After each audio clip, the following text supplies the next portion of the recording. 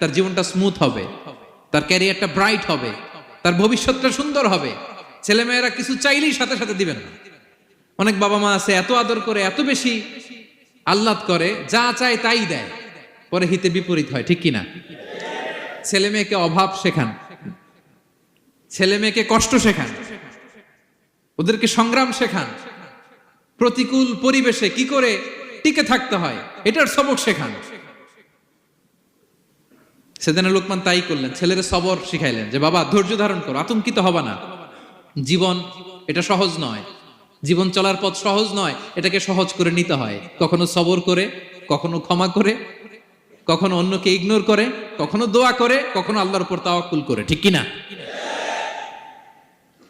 ছেলে মেয়েকে আদর করে বোঝাবেন, বাবা এখন তুমি বাবার হোটেলে খাও, মায়ের হোটেলে ঘুমাও, সারা জীবন এমন চলবে।